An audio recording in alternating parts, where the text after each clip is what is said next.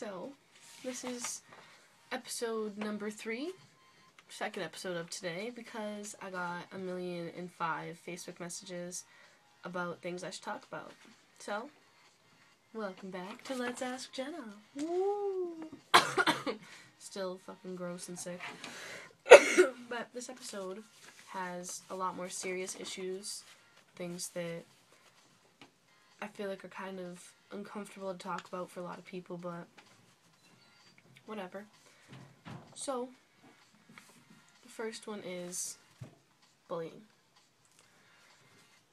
Then we're going to talk about accepting people's disabilities and handicaps, because a lot of people have a problem with that, and I understand that. And the last one, on a lighter note, need I say more? YOLO. So, bullying and accepting people with disabilities or handicaps kind of go hand in hand, but bullying itself, I don't get it. I really don't. I have obviously made fun of people before. I mean, I think we all have. Nobody's perfect, especially when we're younger. But honestly, if you're in high school and still being a bully, then you need to grow up. It's just being immature. You can't just walk around thinking that you're better than everybody else and putting everybody else down about it because it makes you feel good. You can't just go around hurting other people emotionally or physically just because you're bigger or you think you deserve to, honestly, because you don't. If you're doing those things, you do not deserve the fear that you've instilled in people. You don't deserve the respect that you've gotten from any of your other friends just because they think it's funny too. You need to grow up. Being a bully is not funny, it's not cute, it's not attractive. You're never going to find somebody that wants to date you because they're either going to be afraid of you or think you're an idiot because you are. I think the last time I really made fun of somebody just because they were different was in 7th grade. And I look back now and I know that was wrong. I do. But I'm glad I grew up. I talked to the girl that I used to bully, and we're fine now. I mean, we're not friends, obviously. I would never ask her to forgive me for doing that to her for 2 years, because I wouldn't want her to. I'd feel guilty the entire time. She basically told me to fuck off, and that's what happens. But anyway. Again, kind of go hand in hand, but accepting people with disabilities and handicaps. I mean, it's one thing to make fun of somebody because they like weird music or because they dress different. I mean, it's still not right. Maybe they can't afford the clothes. Maybe, I don't know, there's probably a lot more going on in their life that you don't know about. And you should really get to know people before you make assumptions about them. But anyway, it's one thing to do that, and it's a complete and totally different situation when you're making fun of somebody because of a disability. I've never ever in my entire life done that, ever, personally, but if you walk around thinking that it's okay to make fun of people because of things that they cannot help, you're an asshole, to be quite blunt about it. I don't even know what to say. I really don't, because if you're making fun of people because they have a learning, whether it's a mental handicap, mental disability, whether it's because they have a physical handicap, especially, I don't know, something that somebody can't help. If somebody was born and they had cerebral palsy or they had mental retardation, I hate when I see people making fun of people with mental retardation. I really do. It makes me angry because they can't help it. They're not stupid. They're not. I don't care what you say, what you think about the subject. They're not stupid. They can probably tell you're making fun of them. They may not be able to comprehend all of the concepts in life that you can, but at least they're not shitty, honestly. And if you're making fun of someone with a physical handicap because they walk with a limp or because they maybe can't walk at all, why does that make you feel better about yourself?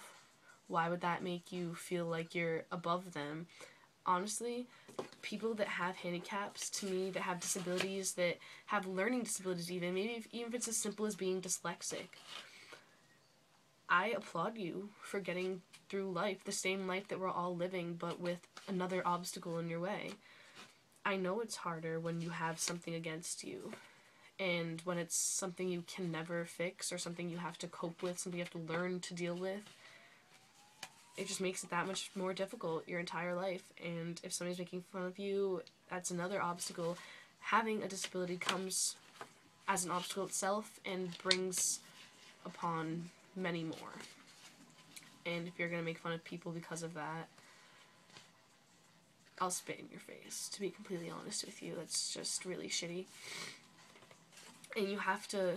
I have friends that are in wheelchairs. I have very good friends that are in wheelchairs. I have really good friends that have learning disabilities. I have really good friends that have all sorts of different things different about them. It's not wrong with them. It's different. They go about life differently. They have more to deal with. And they're still doing just as well as you are, as I am. Better than I am, better than you are. Maybe not as good, but I mean, it's just how life is. You win some, you lose some, and if you're just gonna sit there and not accept somebody because of something that, like I've said, they can't help, what does that say about you, about your character?